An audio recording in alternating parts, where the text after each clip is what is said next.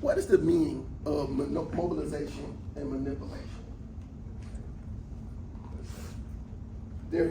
So they're the same. So if they're the same, what is the meaning of them? How would you define mobilization and slash manipulation? Because we know they're the same.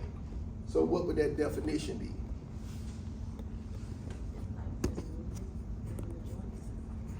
Okay, Ebony said just moving the joints. Let's build on that. What could you add to that? Skilled movement of the joints. So skilled passive movements of the joints or soft tissue. Okay? Because we mobilize soft tissues as well. And that's what we're going to be learning this semester, in addition to supporting interventions after we do that. Okay? So don't forget skilled passive movement of the joints. Everything we do is skilled. If it's not skilled, then we can't get paid for it, right? We can't get reimbursed. So now, what makes passive movement of the joint? What makes that skill?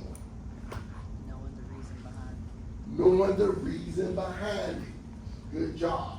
So we can't go into lab right now with you not knowing the reason behind what you're doing, because you're going to have to be able to verbalize this on your practical, right? And so, occasionally, how are you going to have to be able to verbalize it? Tell what I'm moving on what. Yep, tell Why what you. am I doing this? There you go. Occasion has it. Occasion has it. Do you want to have to tell what you're moving on with and why are you doing it? Because many of your patients are going to want to know why you're doing it. Remember I told you all, majority, a big bulk of my patients are healthcare providers. They are healthcare providers. They are high level of education. A lot of them are doctors of this, doctors of that, doctors of this, physicians. And they want to know why I'm doing what I'm doing. Once I explain it to them why I'm doing what I'm doing, and they get results and they get better, then guess what they do? They come back or they go tell other people, like, this is who you need to go see. All right? So you have to be able to explain why you're doing what you're doing, because that is what makes it skill. So that transitions us into the effects of manipulation. Remember, manipulation and mobilization means the same thing. All right? Skilled passive movement of the joint or either soft tissue. So another reason why this is important. Does everybody know the setting you want to work in just yet? You still figuring out where you want to work? Okay. It doesn't matter. According to Stanley Paris et al. And all the colleagues, 90%, 90+% of our patients are going to come to us with orthopedic conditions, orthopedic dysfunctions, or I should say musculoskeletal dysfunctions. All right? That meaning some type of joint capsule dysfunction or impairment. It could be connective tissue dysfunction, whether it's fascia, or it could be the muscle, but it's going to be some type of connective tissue dysfunction as to why this patient is in our facility seeking services. And these dysfunctions or impairments is what leads to pain. So as therapists, do we treat pain? No. Do we treat pain? No. Don't chase the pain, because we want to find the underlying cause of the pain. And most of the time, the underlying cause is the impairments, dysfunctions. Okay? All right. So let's talk about the effects of manipulation. All right? We have psychological effects. What in the world could that mean?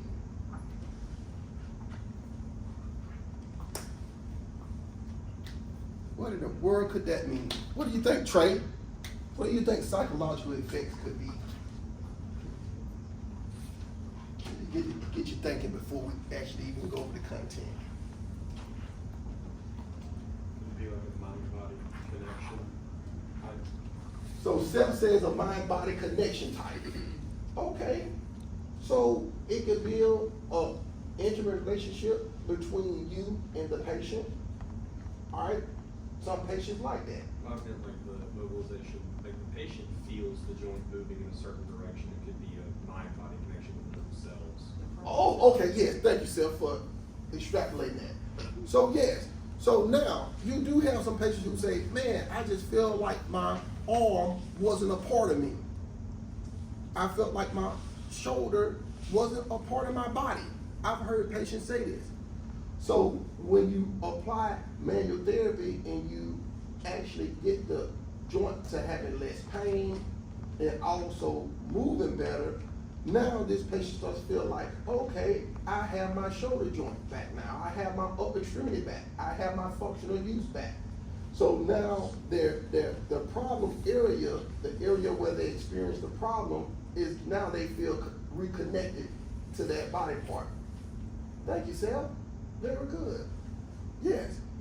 So anybody else got any ideas of what could be psychological effects of manipulation? Yes, Gabby. I'm gonna come back to you, Trey. Go ahead, Gabby. Oh, I was gonna say, like, they have so much pain in that area, they feel like they physically can't move it. They could, but they feel like they physically can't move it past a certain range of motion due to the pain. Okay. And so they feel like they can't move it. You go and start moving it. Then how could that impact their thinking? How could that influence their affective domain, like how they feel? They feel anxiety, so they start to guard. Okay. So do you think that the manual therapy could reduce their anxiety? Yes. So yeah. So you could reduce their anxiety or apprehension about moving. Because many patients are afraid to move when they come. So when you start moving the joint, then that decreases their apprehension. That helps psychologically. Okay?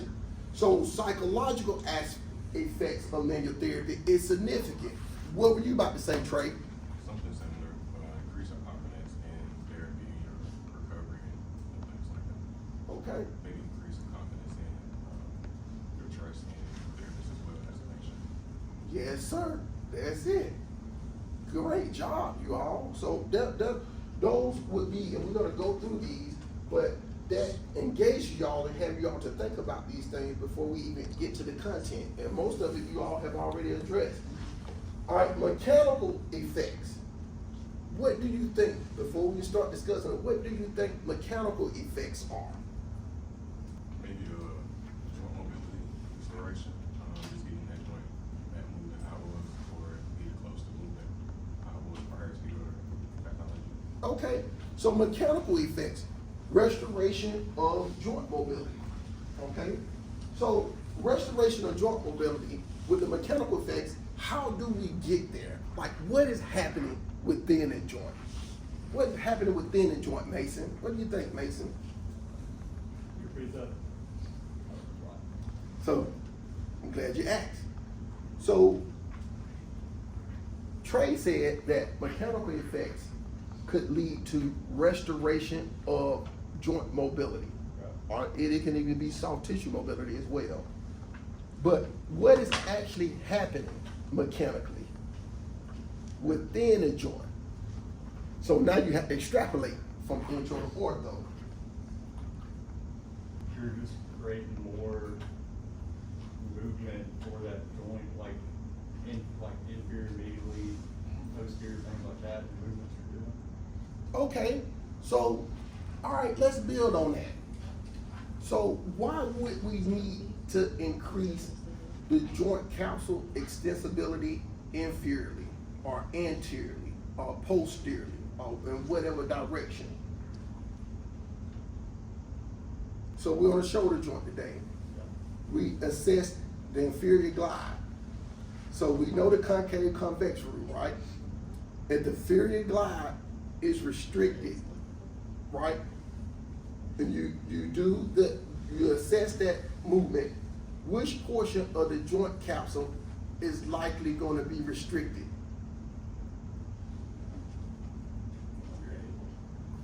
What are you saying? Inferior portion. Why do you say that, Tavian? Maybe for abduction. Okay? And also, what else did we learn? See, you gotta be this extrapolated. We building on. What else did you learn that dictates that the portion restricted in the joint capsule? The convex concave rule, right? So when you move it convex on concave, the direction that you're moving into, that's the direction that's what? Restricted, right? So you got, this is a building on. We're interventions, but we're building on now from everything we discussed in Intro to Ortho. So you have to command that content. So now what we have, mechanical effects. So let's go back. Let's take it back. So with mechanical effects, right? If you have somebody who's limited with shoulder coronal abduction or shoulder sagittal plane flexion, we know that joint component motions can be restricted. It can be soft tissues as well, but that's what we're going to incorporate this semester. And that's what we're going to start off with. But we know if they're limited with that, we know which portion of the joint capsule could be restricted, right? So now we go assess it, it's restricted, then we treat it. So for mechanical effects, it could be improving the inferior extensibility of the inferior portion of the joint capsule. Now we have what Trey said. And what did you say, Trey? Restoration of joint movement, okay? So we need to know how we're specifically how we're restoring joint movement. So Trey gave us a broad statement. You remember in our discussion boards, I have you to give a broad statement of what you learned, then I have you to give a specific example. So what Trey gave was a broad statement. He said restoration of joint movement is mechanical effects. So now you have to come back and give an example of specifically how does that occur. So broad statement, and I asked for Mason to specify. All right, that's what we have to be able to do. What are neurophysiological effects? What do you think those are? What do you think neurophysiological effects are? Like decreased pain or swelling pertaining to the joint. Okay, excellent. So one effect of neurophysiological is to abate nociception. That's to decrease pain.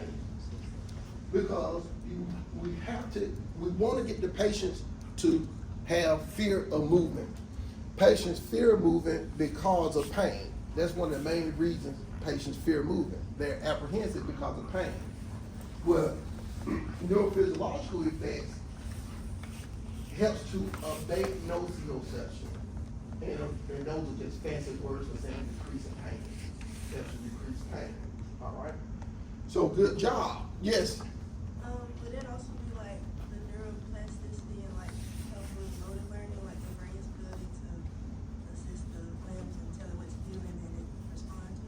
Oh, yes. So the effects of manipulation drives neuroplasticity. So say someone has a stroke, right? Someone has a stroke. When someone has a stroke, they have neurological involvement. So the communication between nerves and nerves become impaired. So you know that if the communication between nerves and nerves, nerves and nerves, nerves and nerves, if that communication becomes impaired, then you know the communication between nerve and muscle becomes impaired, right? How do we fix that? One of the ways is manual therapy. Sensory drives motor. So we provide a sensory input, right? Sensory drives motor. We provide a sensory input. That input it travels all the way from the peripheral nervous system back to the central nervous system to help reorganize things. So when we provide that sensory input, we help to improve the communications between the nerves and the nerves and the nerves and also the muscles in the nerves. So that's very fascinating. So that's how we help to reorganize things. So this is why I get you to get you to have a brainstorming session before we actually go over the content. Because a lot of this, you've already discussed it, and now it's gonna stick, and you're gonna have better retention. So when you're working with your patients now, when we do anything manual, you want to know the science behind it, okay? There's a lot of science behind manual therapy, all right? And this is what this course, or orthopedic manual therapy. So with psychological effects, the patient has a sense that you've done a thorough examination as well. Hands-on, so when you're hands-on, patients have the sense that they've been provided quality care. They perceive that as quality care. They perceive it as, oh man, this physical therapy actually cares about the problems that I'm having. So also you build that relationship, a close-knit relationship with your patient as well through the hands-on activity. Now, if you're doing a thrust manipulation technique and the patients hear that audible pop, and then all of a sudden they feel like, oh man, I feel so good. They feel on a natural high, all right? Because, with that pop, endorphins and enkephalins are released. So when you have endorphins and enkephalins being released in the body, right? Those are what to make you feel good. They put you on a high. Some people get that with running. A lot of runners say that I feel good after I run, so that's why they go out and run. So for them, it releases endorphins and enkephalins in the body. And so that puts you in a space of feeling good. And then most feel like they can move better. So you get immediate results, right? And so when you have immediate results and good outcomes, what do patients tend to likely do? They come back, but also they come back because they're moving better. So you get them to moving better, and then results are yielded, and they're positive outcomes. So these are psychological effects. The psychological effects are so important. Now, I understand the psychological effects of therapy. So when I see my patients on the first day, I do a thorough examination, and I also do a trial treatment. Why in the world would I do a trial treatment?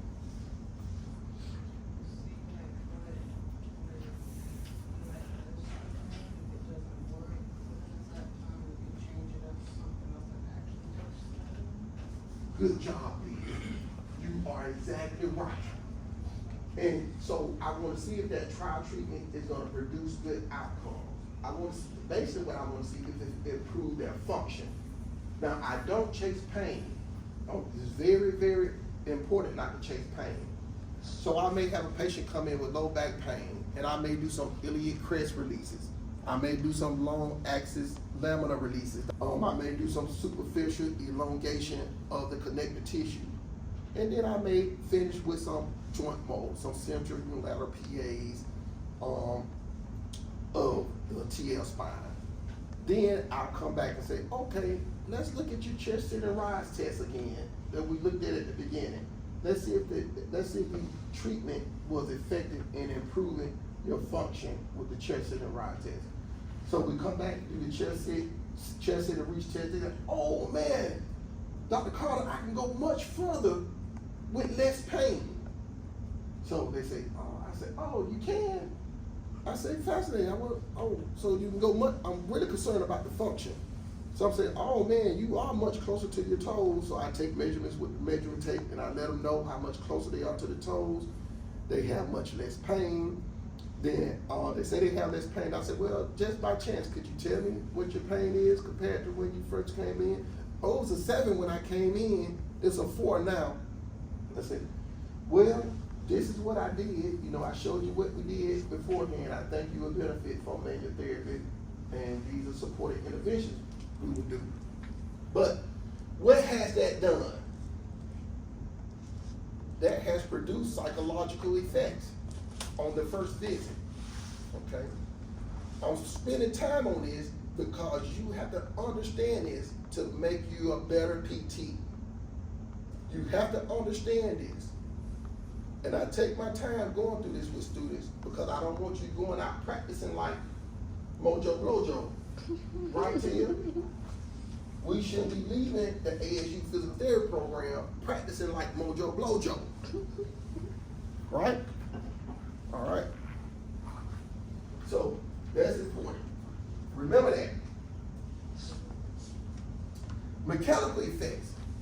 So with the mechanical effects, remember, Trey gave us a broad statement.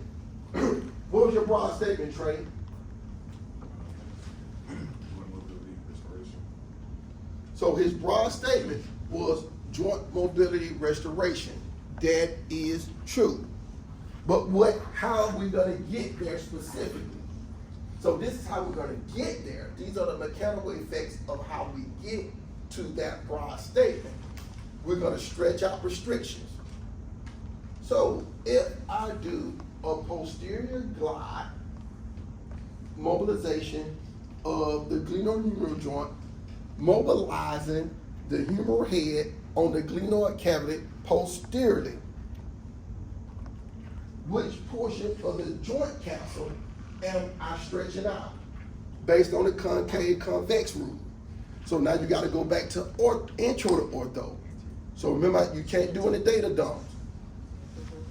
So is convex moving on concave? So which portion am I focusing on stretching out? So those who say we're stretching the posterior joint capsule, why do you say that? So Kira said posterior because of the infield. So she's thinking about Norkin and White. That's good, Kira. They can help you on National Physical Therapy exam. So she extrapolated from Norkin and White. Why? Because we drilled Norkin and White, right?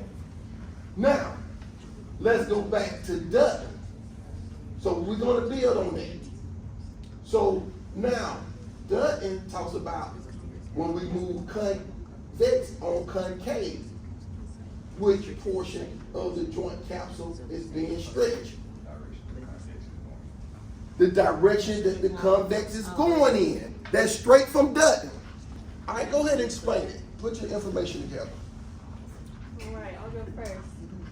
You put it posteriorly. That's the posterior infield. According to Dutton, so he said posterior, so we know there's going to be some type of internal rotation, and we know that when we do that, the convex, the head of the humerus is going posterior, so going in the posterior direction, stretching the posterior capsule. Yes. Thank you, Tavian. Thank you, Kira. You all must command that content. When we do that, that's going to improve a motion like internal rotation. All right? We know that it's going to help improve shoulder flexion as well.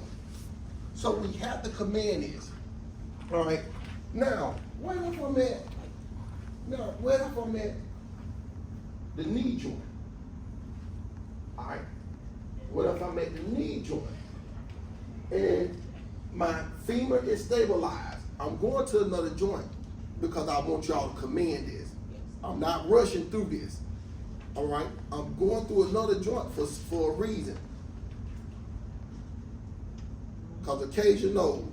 What am I going to do on the practical occasion? Ask us I'm going to ask you why. If I go to the knee joint, so I'm spending a lot of time on this before we go into lab. If I go into the knee joint, I stabilize the femur, and I do a posterior glide of the tibia on the femur. Which portion of the joint capsule am I stretching? Anterior. Anterior. Good job. Now, you have to know why. Why is that? Because it's concave now, moving on convex. So when you move concave on convex, the stretch is in the opposite direction. We're moving it anteriorly, but we're moving it posteriorly, but we're stretching the anterior joint capsule. Understanding the muscle action when we go into lab is going to be very important, because now we're going to go into, now we're building on. We did last semester, we focused on joint molds, right? We're going to come back and do joint molds as a treatment, but before that, we're going to do soft tissue. Because soft tissue extensibility, soft tissues can restrict joint mobility. So a patient has talk soft tissue, the line of treatment is to address the soft tissue first, then come and do the joint mold, then do the supporting intervention. Write that down. Soft tissue, address soft tissue. Look, your patients are gonna get better with this, you all. Believe me, it's in the literature, it's shown, it's proven. You improve soft tissue extensibility because soft tissue that is taught is gonna restrict joint movement. It's gonna restrict the joint capsule. It's gonna restrict the joint intimate relationship between the joints. So you do soft tissue, if that's a problem. Then joint mobility, joint molds, and then supporting interventions. That's your line of treatment. Soft tissue, joint mold, supporting interventions. So soft tissue, joint mold is manual therapy, right? Manual therapy, 97140, CPT 97140. Then your supporting interventions follow those. What are supporting interventions? What am I talking about? Therapeutic exercise, neuromuscular reeducation, therapeutic activities, gait training, everything else that we do are supporting interventions. So now, if we get patients, again, 90% plus of our patients are coming with soft tissue, connective tissue, joint capsule dysfunction. So those patients walking in our clinic, they got pain. They're gonna have some type of connective tissue dysfunction, soft tissue dysfunction. So say you as a therapist, you don't do your manual therapy assessment. You don't go through, what have we been trained to assess in intro to ortho? Give me the order. What have we been trained to assess? Passive range of motion, active range of motion, accessory motion, muscle selective tension test, special test. We've been taught these things. These are things we should be doing with our patients. So when our patients come in, if we skip out on the manual therapy, if 90% of our patients are gonna have some connective tissue dysfunction, what does that mean they're gonna need? Soft tissue mobilization, what else? Joint mobilization. Now, say if you skip those two, and you just say, Miss So-and-so, get on this bike, get on this treadmill, go to this mat and do this, finish it with E-stim and heat, walk out the door. You're done, Miss So-and-so. Versus implementing and addressing the connective tissue dysfunction with soft tissue and joint molds, then having them to do all the exercises and everything and send them out the door. Which patient do you think gonna have a better outcomes? The ones that got manual therapy, supporting interventions, or the ones who just got supporting interventions only? The first one. What do you think the literature says? The first one. What do you think? Because you're gonna find out about that this semester. What do you think the literature says? The first one. It does. Okay? So this is foundational. You all have to remember this. All right? Mechanical effects are gonna snap adhesion. What is that? That's scar tissue buildup. All right? So someone has scar tissue buildup from little micro tears or macro tears, then we just snap those adhesions. And many times we snap adhesions with a grade 5 mobilization. So a grade 5 mobilization is a thrust. So we have to go over the grades as well. All right, we got to go over the different grades before we get to lab. So all this is a precursor to lab. All right. Tia asked me, why would we not do the scraping? So what Tia is talking about, why would we not utilize Graston techniques? So those are called Graston tubes that you talk about. I utilize those in the clinic. So I have Graston tubes. Graston falls under manual therapy. Good job, Tia. And so we'll break out our Graston tubes in this course too. Because the Graston tools mobilize soft tissue. Very good question. If the joints is in an altered position and we do a mobilization or manipulation, we are improving range of motion, but we are also altering positional relationships, right? So this is a philosophy. Altering positional relationships is a big philosophy of chiropractic, but they just use the term adjusting. We're adjusting the patient. All right. So those are your mechanical effects. So neurophysiological effects. We got fired articular mechanoreceptors. Now you all got to know these. Y'all know all of these verbatim because I'm going to ask you these in the practical. So you might as well commit these to like long-term memory, like right now. Start committing these to long-term memory. Because I'm going to ask you, what are the neurophysiological effects of mobilization? What are the mechanical effects, or biomechanical effects of mobilization and manipulation? I'm going to be asking you all these, okay? So, neurophysiological effect fires articular mechanoreceptors. It's going to fire cutaneous and muscular receptors, and also going to abate nociception and result in muscle states. So, abate nociception is just a way of saying decreasing pain. All right. Now, resulting muscle states. What does that mean? So, muscles that are guarded, muscles that are taut, it helps to reverse those states. So it helps to improve muscle extensibility by reducing guarded muscles or taut muscles. So firing of the articular mechanoreceptors and firing of the cutaneous and muscular receptors helps the joint and muscles to move better. It improves the movement of those joints and muscles. So we're going to talk about the different grades. So we got non-thrust. Your non-thrust manipulation, mobilization grades are grades 1 through 4. And these are your Maitland grades. So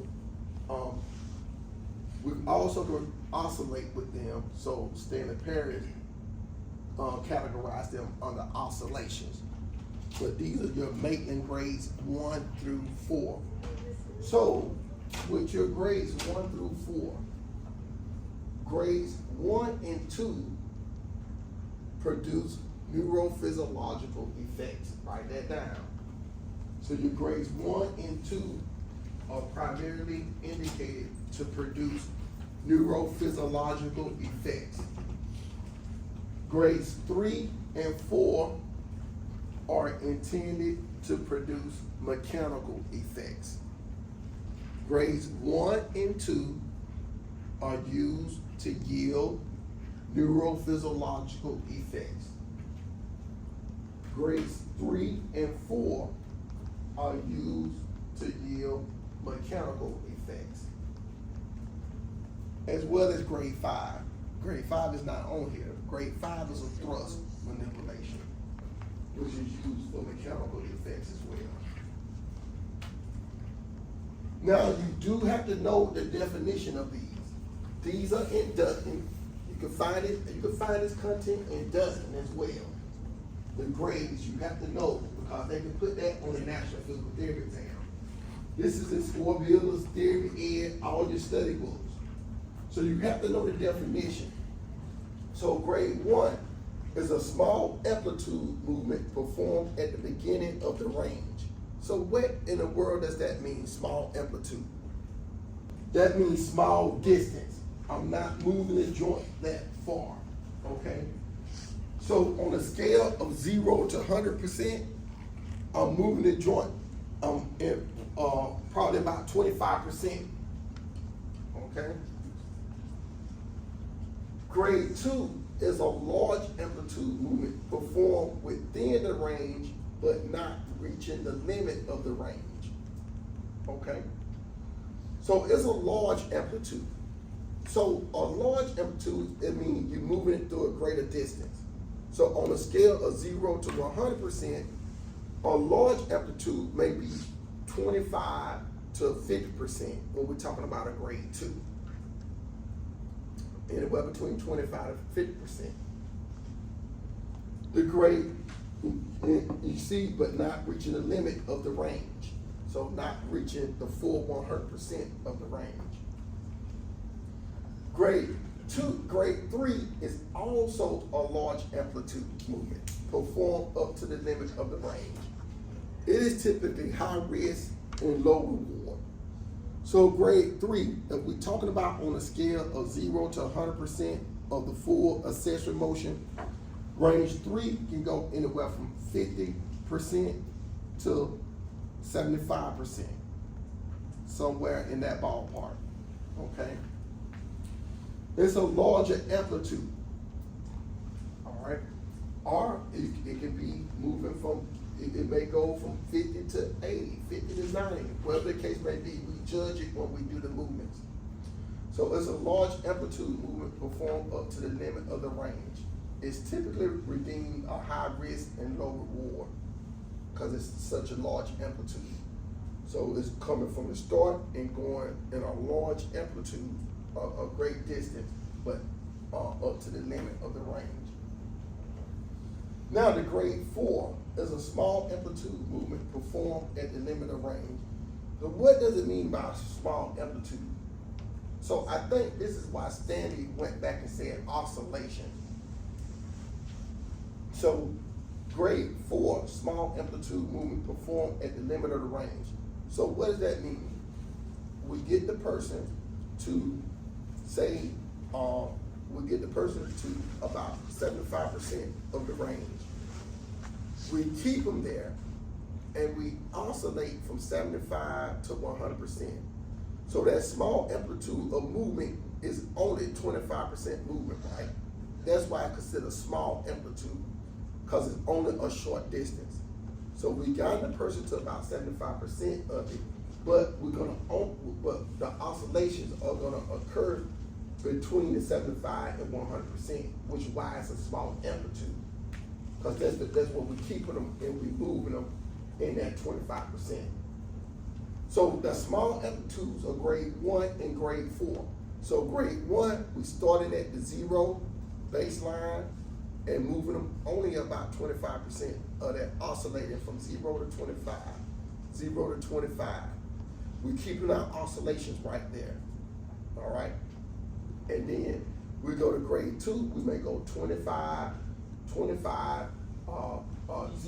to 50. That's a larger amplitude. So we oscillated from 0 to 50, then that's a larger amplitude, right? So we have a larger distance that we're oscillating with a grade 2. Then with a grade 3, we may oscillate 0 to 75%, all right? So we oscillate a large amplitude, a larger distance of oscillating that joint.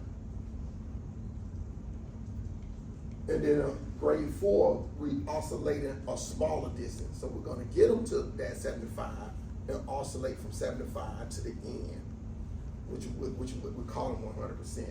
I'm just putting a percentage to it so you can tie a number to it. All right? So those are your different grades. Anything above a grade 4, we got the grade 5, which is not on here, but a grade 5 is a thrust manipulation. So these are non-thrust. You have progressive oscillation, you have stretch, I'll let you read those, but the most important ones are those grades 1 through 4 for you to know. Then we have a stretch, taking it into the plastic range, and then we have isometrics. Isometrics mobilize the joint too. So if I get a patient here and I have a patient to do isometrics, right? I come in the door. I just want you to do internal rotation against the wall, like so. Hold it for about 5 seconds and then relax. And I have to do internal rotation against the wall. Isometrics, I'm using isometrics to perform a joint mobilization. Which direction of the joint mobilization am I focusing on? Posterior. Why did you say that? Yes, And then come next to the K rule, and I have them doing internal rotation, right? Yeah. Well, if I have them do external rotation,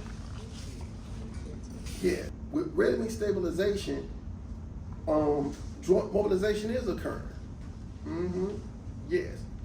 Because the joint, when you're stabilizing the joint, the stabilization, when you apply that stabilization, the joint, in a sense, if the joint is moving subtly,